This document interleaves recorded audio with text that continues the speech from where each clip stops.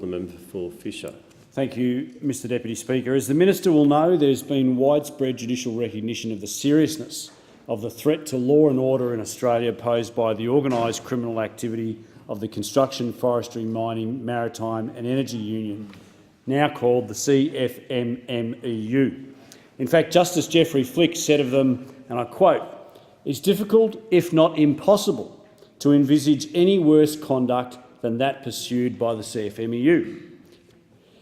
Justice Rangier called their conduct, and I quote, deliberate, flagrant and systematic, while Justice Vasta has said, and I quote, it is no understatement to describe the CFMEU as the most recidivist corporate offender in Australian history. Between 1999 and 2015, CFMEU officials have committed 106 separate contraventions of industrial laws. Victorian CFMMEU Secretary John Setka has confessed on national television that his union has an avowed organisational strategy to break the law. He said in an interview with Sky News earlier in May, and I quote, "We get fantastic pay rises and good conditions for our members because we fight outside the law." Unquote. As Justice Collier put it, and I quote, "The record of contraventions on the part of the CFMEU bespeaks an organisational culture." Mr Setka certainly embraces that culture wholeheartedly himself. He's been found guilty of no fewer than 59 offences, including assault and theft, and jailed twice indeed for contempt of court. He is far from alone. Other notables just in the Queensland CFMMEU include organiser Justin Steele, who has racked up $40,000 in fines, Assistant State Secretary Jade Ingham with $30,000 in fines to his name, and Kane Pearson, who has received $37,500 in fines, including convictions for threatening and intimidating government officials. Following the Royal Commission, former National Union of Workers employee Daniel O'Brien pleaded guilty to 148 charges of fraud and 2 counts of participation in a criminal group, while Derek Beelan, the former head of that union in New South Wales, has been found guilty of 60 fraud offences and 1 criminal group offence, gaining more than $650,000 from his illegality.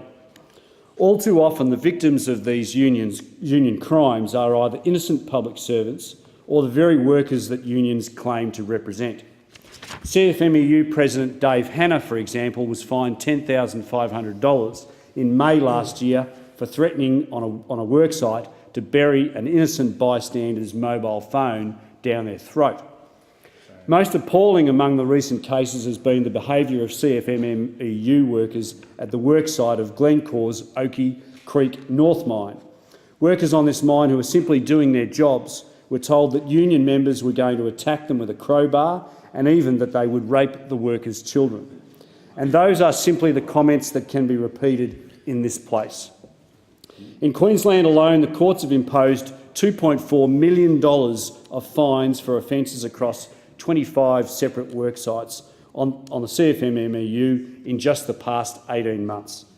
The lawless action of the unions affects not only the workers they purport to represent and the workers they intimidate, but the workers they intimidate and assault.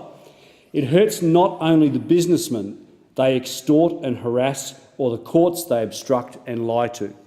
It hurts. Order. I'm getting to my question. You've got to be relevant. I'm getting to my question.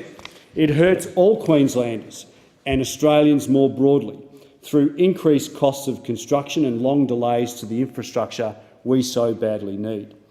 The CFMMEU has even been willing to illegally disrupt construction on projects like the Queensland Institute of Medical Research and the Lady Salento Children's Hospital. Truly, this organisation has no shame. Mr Deputy Speaker, I'm asking with the Minister, what is the government doing to minimise the impact of organised crime in the building and construction industry, insofar as it relates to visas, visas being cancelled, the people that are working in the building industry, how many visas have been cancelled by this minister? Yeah, time.